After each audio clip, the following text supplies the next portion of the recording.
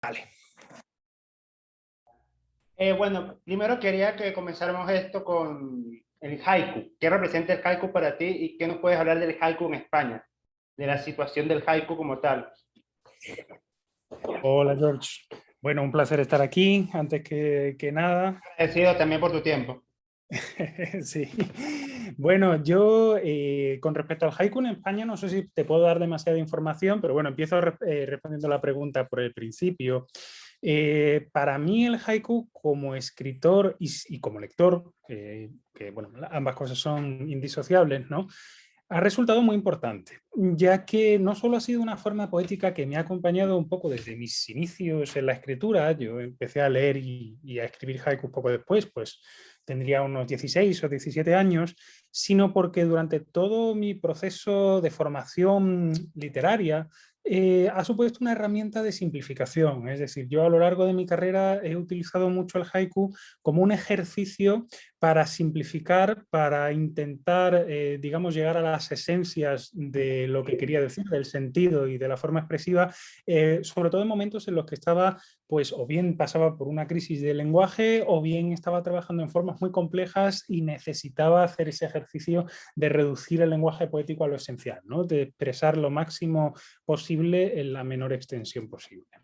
Entonces, para mí es como te decía, un ejercicio que me ha acompañado prácticamente desde que comencé en la literatura y que sigo realizando a día de hoy. Es verdad que justo ahora estoy en una época en la que no estoy escribiendo demasiado haikus, pero ha sido muy importante. Y después como lector también lo ha sido porque me ha permitido, digamos, entender hasta qué punto esa condensación del lenguaje es necesaria en la poesía, ¿no? La poesía es un género que, aunque no necesariamente tiene por qué ser así, pero en muchas ocasiones la poesía es un género que procura depurar la expresión hasta el máximo grado posible, ¿no? Y creo que el haiku da muy buenos ejemplos para eso y es un ejercicio estupendo, tanto como lector como escritor, bueno, pues para tomar modelos, buscar caminos expresivos especiales, etc. Y en España, ¿qué nos puedes decir a nivel general? Pues en España yo te diría que el haiku en la actualidad es una forma bastante popular. Me consta que ahora mismo estamos viviendo un momento dorado para la traducción no solo de haiku, sino de literatura japonesa en general. Tenemos editoriales que están dedicadas, de hecho, en exclusiva a la publicación de literatura japonesa, como puede ser Satori, y otras editoriales que sin estar dedicadas solo a ello, sin embargo, están poniendo un esfuerzo muy importante, ¿no? Desde editoriales dedicadas a la narrativa, como puede ser Impedimenta, hasta editoriales dedicadas a la poesía, como puede ser Hiperión, que lleva ya muchos años traduciendo literatura japonesa, o como, bueno, también se me ocurre narrativa Acantilado, por ejemplo, Alianza también ha publicado muchas obras de narrativa japonesa, y obras de poesía, en fin, tenemos, digamos, un panorama muy rico. Y eso está creando un gran número de lectores, del cual salen también escritores y cultivadores del haiku en general, ¿no? Entonces yo creo que está viviendo un momento de mucha ebullición. Prácticamente todo el mundo, todos los lectores con un mínimo de bagaje saben lo que es un haiku, y creo que eso indica su grado de popularidad. Entre los escritores, pues sinceramente no sabría decirte, porque yo no soy especialmente lector de haikus escritos en lenguas que no sean las japonesas. Sí leo mucho haiku Ah, traducido, ok, ok. pero yo no suelo leer a otros autores, digamos. Mira, hablando del haiku, me acuerdo de un libro de Benedetti llamado Rincón de Haiku. No sé si has podido Sí, leerlo. sí, sí, sí, sí. De hecho, muy divertidos. Benedetti tenía mucho talento para ese tipo de formas. Bueno, y también hay clásicos, ¿no? Como José Juan Tablada, el mexicano, que tradujo y escribió muchos haikus. Octavio Paz, si bien es verdad que hizo una traducción bastante más libre de los haikus, también los trabajó en muchas ocasiones. Y ya te digo que en general me consta que tienen mucho trabajo. Hay una poeta española contemporánea que se llama Isla Correllero, que publicó hace nada, un par de años también un libro que se llama Japonesas, si no recuerdo mal, y en el que presenta muchos haikus.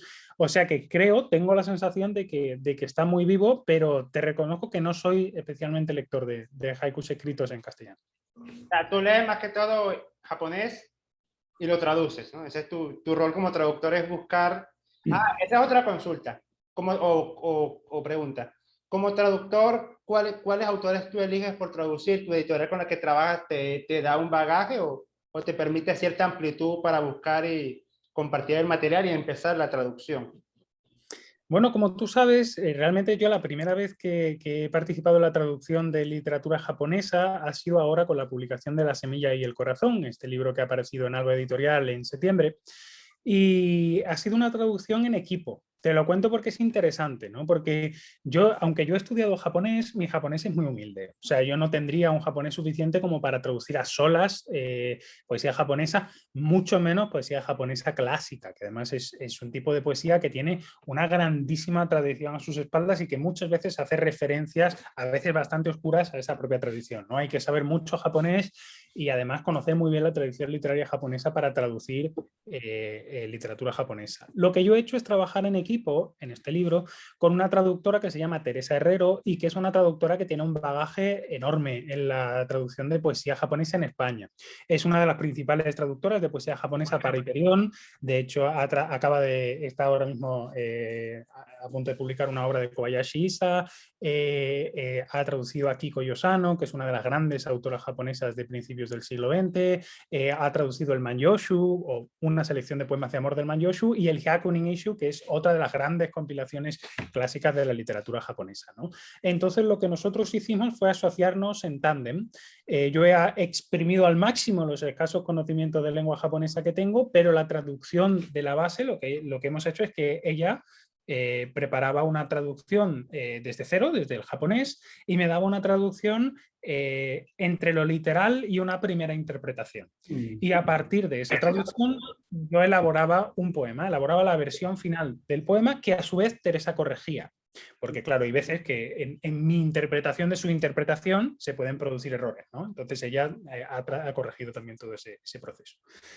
Y la selección ha sido una selección que hemos hecho a dos manos, entre ella y yo.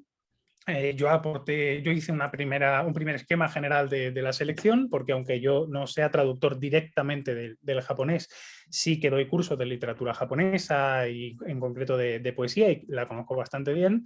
Y luego ella la fue completando, aportando los autores a los que yo no llegaba, ¿no? Ella, como ya te digo, sabe muchísimo más que yo, es una persona que lleva 30 y tantos años traduciendo y entonces, pues la verdad es que yo creo que ha enriquecido mucho la traducción porque ha aportado obras de mujeres poco conocidas en España y ha permitido aumentar el porcentaje de mujeres que incluye la antología, que incluye un 27% aproximadamente, pero también autores de épocas a las que es más difícil acceder sin hablar japonés o sin leer directamente fuentes japonesas.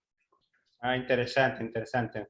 Sí, el mundo de la traducción, yo hice una traducción libre, ¿no? Claro, le pedí permiso a Poémame, porque le dije que era libre, pero también me pone a la disyuntiva, hasta cuándo tú puedes ser un traductor oficial como un traductor no oficial, por así decirlo. Y yo no tengo experiencia como traductor, por lo tanto mi traducción vino del lenguaje que yo manejaba y lo trataba de convertir y darle un sustento o una oración o un sentido, más que todo. Pero no sé si esto es buen visto o se puede hacer regularmente o era algo muy, muy escaso que se ve. Traducciones libres, ¿tú conoces en España? Sí, sí, sí. De hecho, mira, muchas de las versiones de Octavio Paz de haikus son muy libres, hasta el punto en el que hay veces que, con perdón por Octavio Paz, que era un grandísimo escritor, pero hay veces que se inventa lo que pone.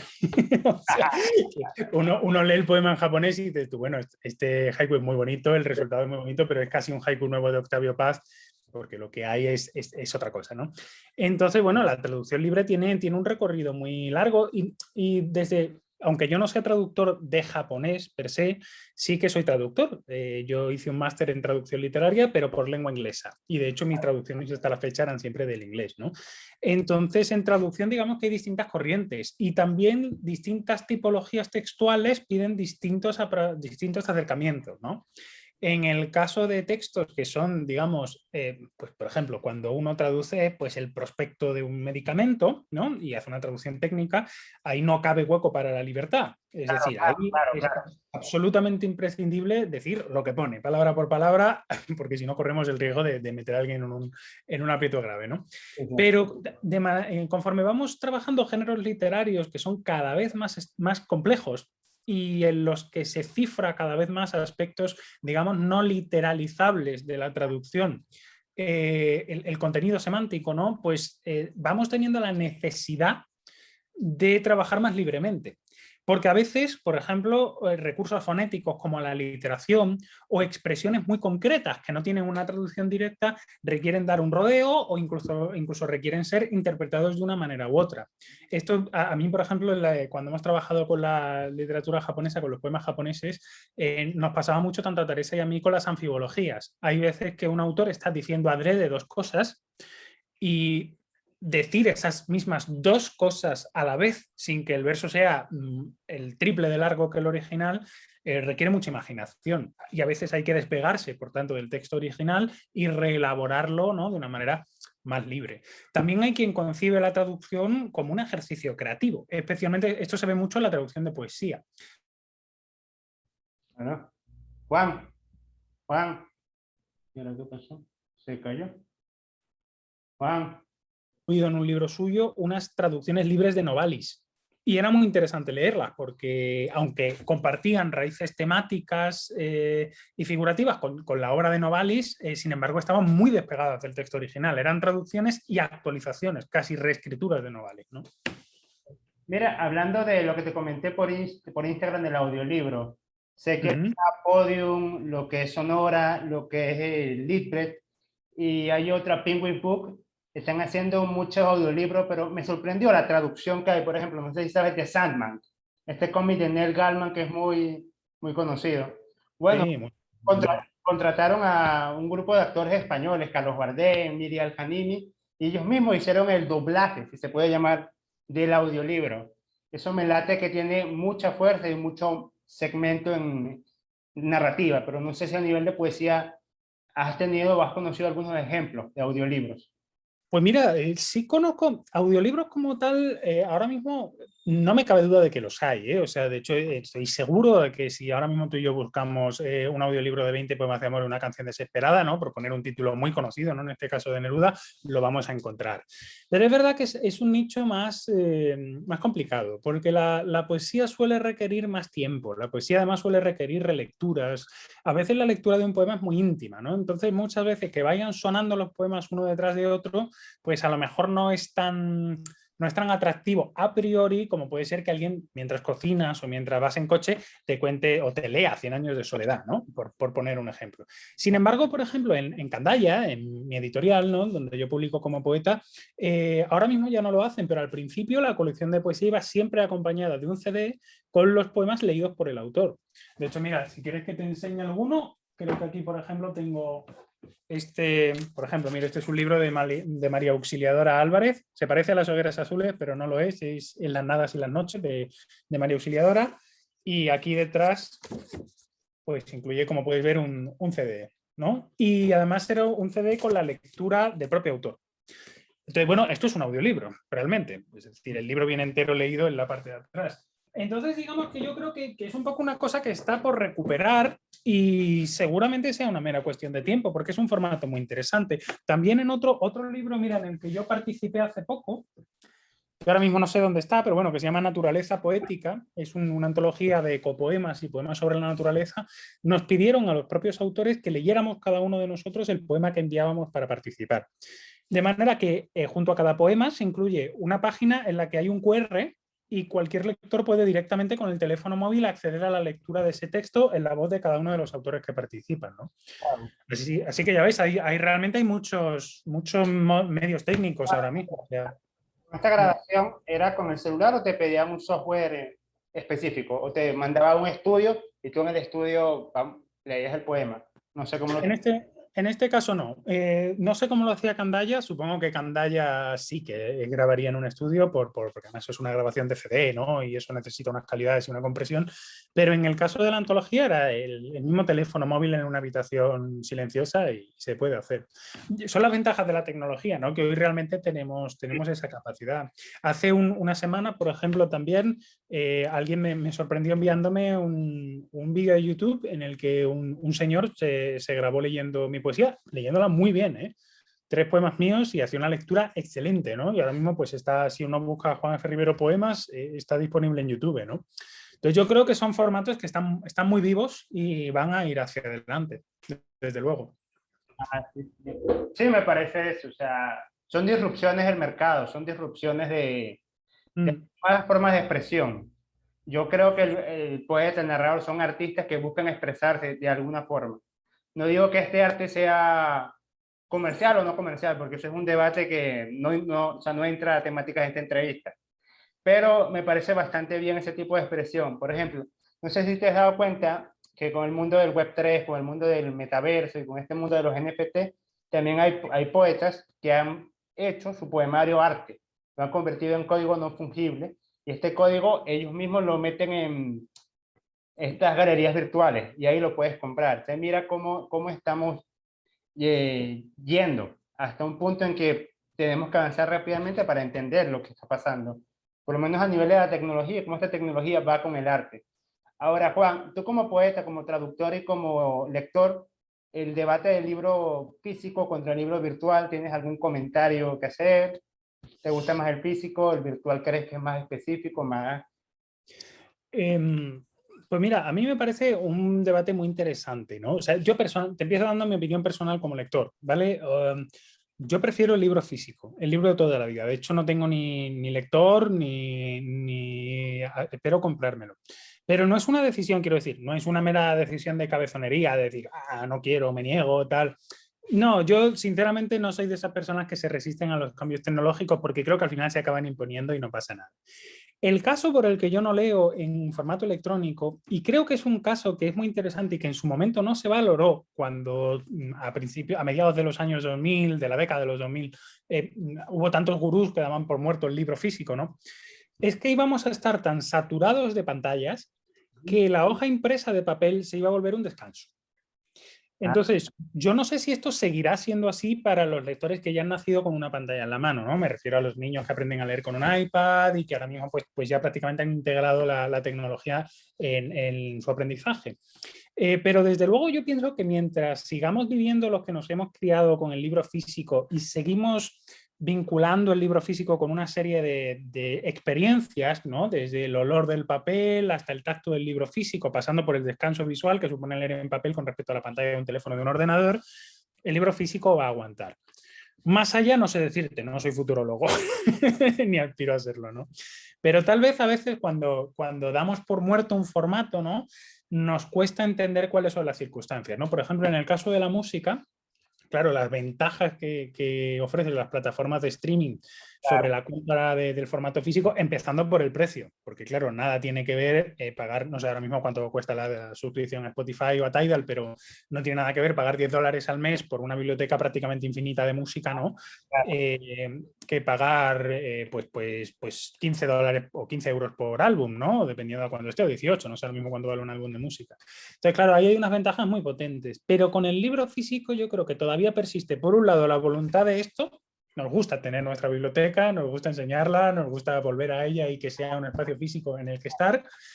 Y por otro lado, ese descanso del que te hablaba, que yo creo que al menos a los que ya estamos viejetes y ya venimos de otra época, pues nos viene muy bien, ¿no? Mira que la esperanza de vida es 150 años, así que todavía nos faltan más de 130, 120 por vivir.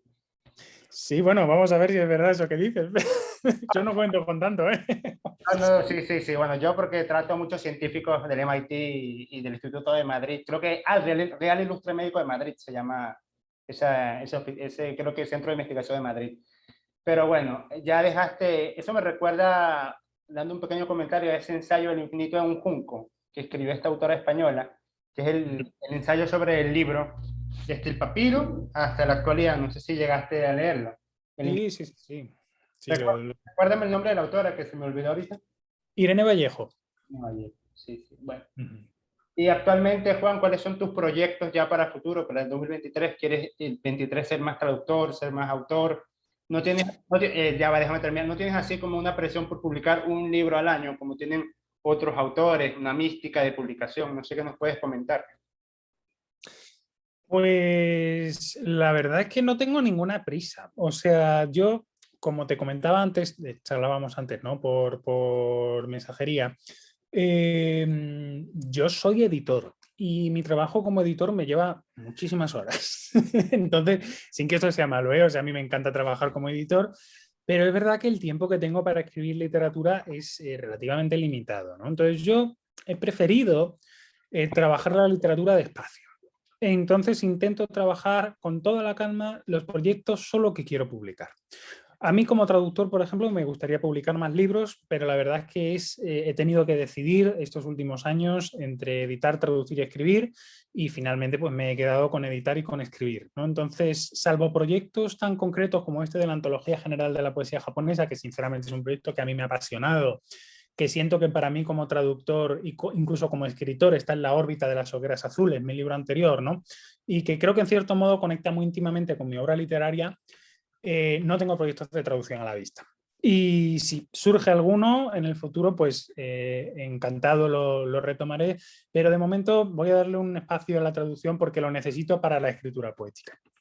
Y la escritura poética, por su parte, sin embargo, sí que tengo un proyecto y espero que se publique a lo largo del año 2023, también con Candaya, con mi editorial, y además, bueno, he tenido la suerte de que este año ese proyecto ha sido merecedor de una de las ayudas a la creación literaria del Ministerio de Cultura español.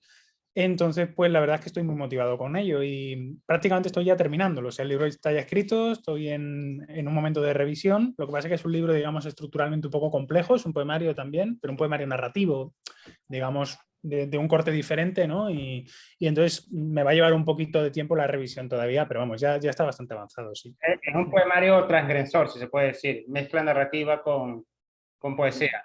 También. Bueno, yo creo que aplicarse uno mismo esas etiquetas es un poco arriesgado, entonces te voy a dejar que la digas tú, pero yo no voy a decir que el libro es transgresor.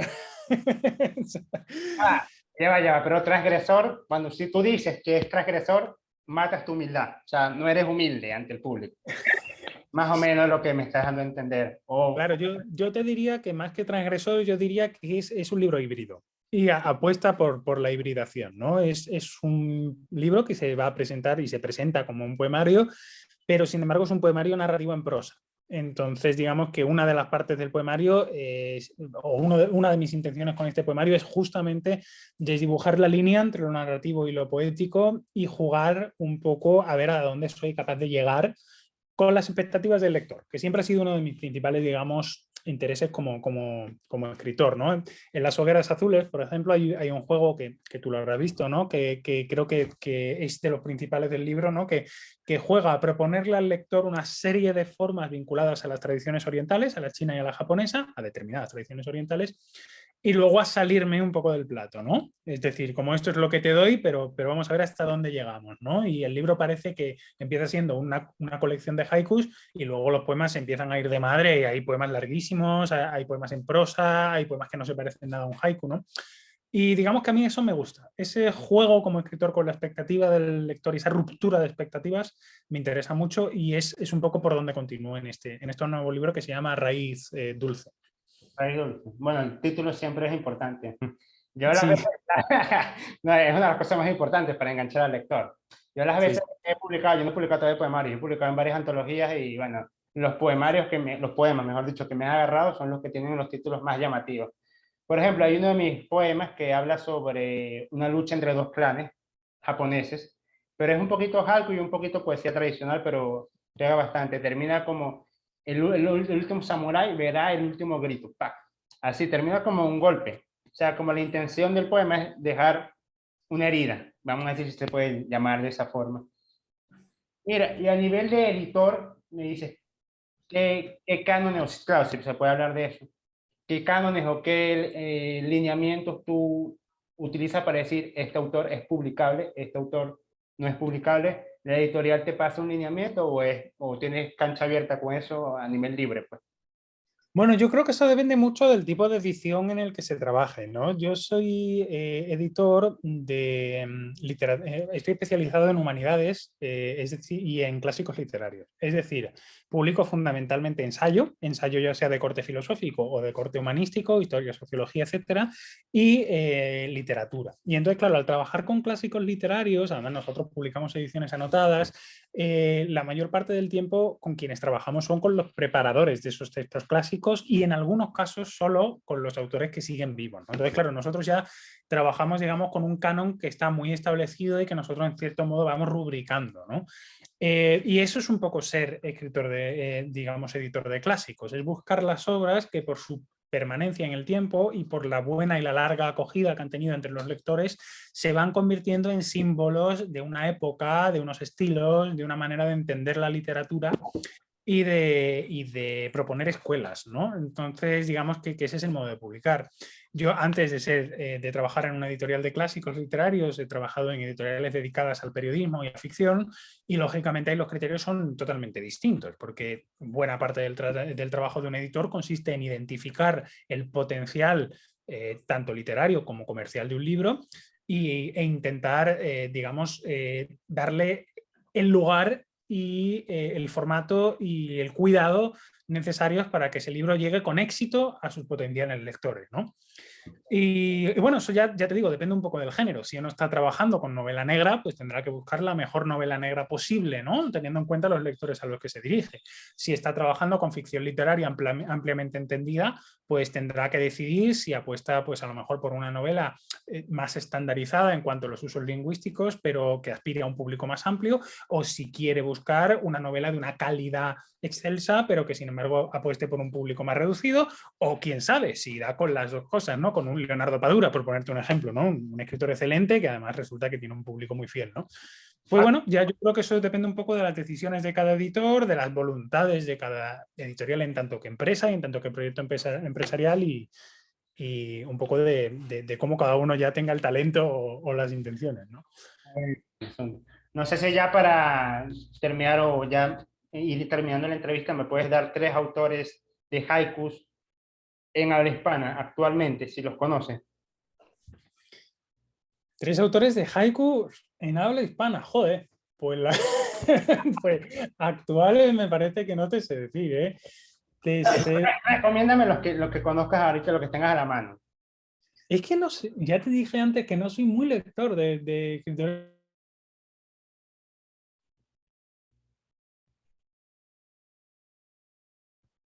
¿No? Además es enfermera, se dio a conocer con un libro muy poderoso acerca de su trabajo como enfermera y de sus experiencias como tal, mucho antes de la pandemia, o sea, este es un libro antiguo. Pero, joder, no te sé decir ahora mismo, no te sé decir ahora mismo más autores que estén haciendo expresamente haikus, Okay. ¿sabes? Bueno. Lo lamento, pero ya avisé, lo lamento, pero ya avisé. Avisaste, eso fue... Bueno, es que yo no me considero a mí mismo un escritor de haikus, ¿sabes? Por ejemplo, yo juego con el haiku, pero no me considero un escritor de haikus. Y aparte de la poesía y del ensayo, ¿estás pendiente de algún otro género, narrativa, teatro, guiones? ¿Hay algo más que te llama la atención, aparte de los mundos que conoces hasta ahora? Sí, bueno, mi pareja es actriz, entonces cómodamente consumo mucho teatro. Digo cómodamente porque ella es mi filtro en este sentido, ella sabe mucho más que yo, entonces yo cómodamente voy a ver obras maravillosas que ella ya ha detectado, ¿no? Entonces, pues sí que estoy bastante pendiente, y la verdad es que, bueno, ahora en España, por ejemplo, sí tenemos dramaturgias muy potentes, desde Juan Mayorga, Angélica Lidl, Paco Becerra, que ha saltado últimamente a los medios por un caso, digamos, conflictivo, ¿no? De aparente censura en las instituciones y tal. Y la verdad es que, bueno, que creo que tenemos un panorama muy sano. Soy lector de narrativa, pero quizá no soy el típico lector de la narrativa como novedad. O sea, estoy muy poco pendiente de la nueva narrativa. Tengo a mis amigos, ¿no? Que además me encantan, algunos amigos, como por ejemplo Alejandro Morellón, Mónica Ojeda, que no es española, pero reside aquí en España, y soy muy lector de sus obras porque... ¿Es ecuatoriana? Sí, es ecuatoriana. Sí, ya sé quién es.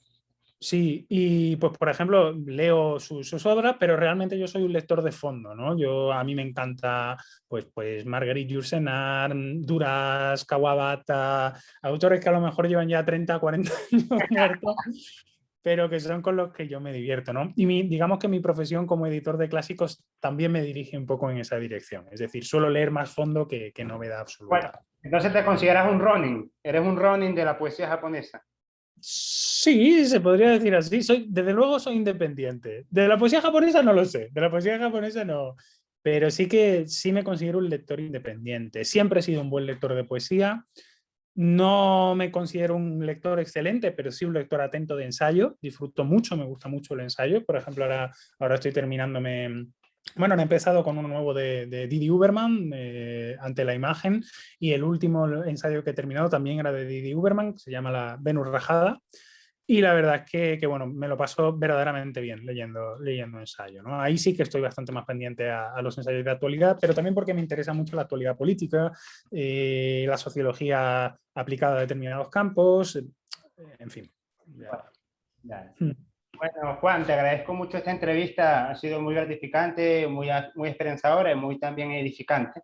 Espero que el 2023 sea muy fructífero para ti en todos los campos que quieras hacer y bueno, te animo a seguir escribiendo y a seguir buscando tu camino. No sé si como escritor uno busca su camino, pero yo creo que es una opinión válida buscar un nicho, pues, o un trecho y dedicarse a ello.